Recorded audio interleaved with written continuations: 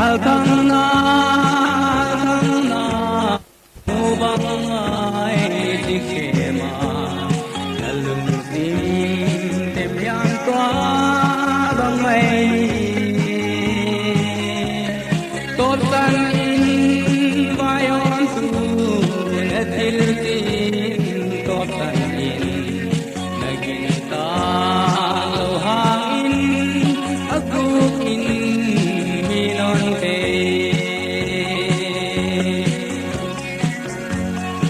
Wayang hal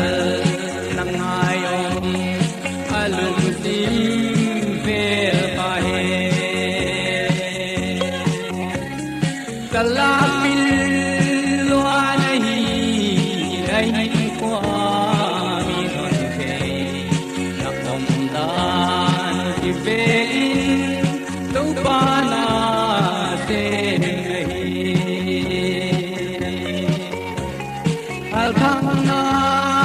Alkana Mubangai Dikema Nalungsim Temyang Kwa Bangai Totlan in Bayon Tu Natiltin Totlan in Naginta Luhangin Agukin Minon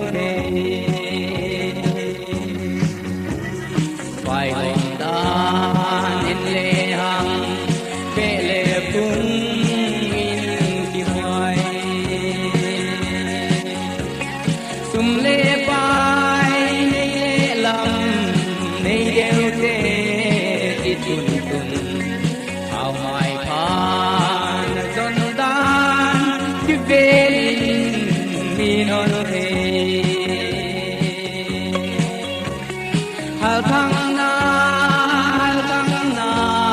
Mubangai Dikema Nalungsim Temyang Kwa Bangai Totan in Bayon Tu Natiltin Totan in Naginta Lohangin Agukin Minon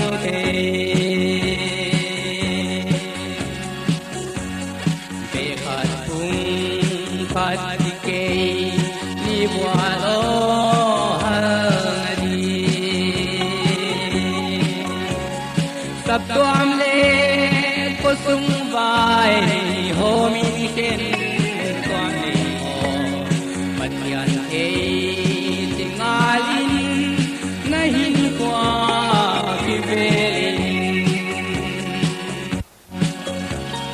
Alkana Mubangai Dikema Nalungsim Temyang Kwa Bangai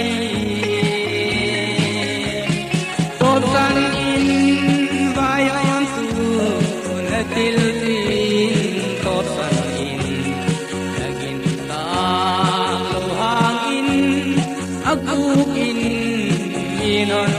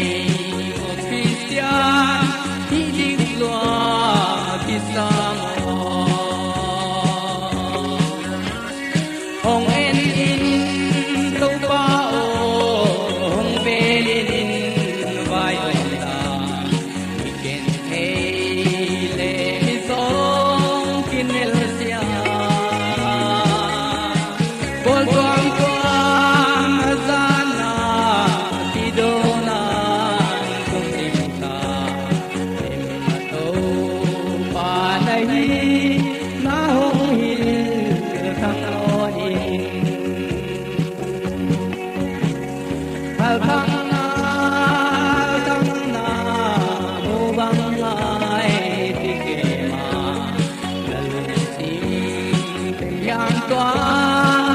bay tốt san in vai hon tu na chil chin tốt san in lagin ka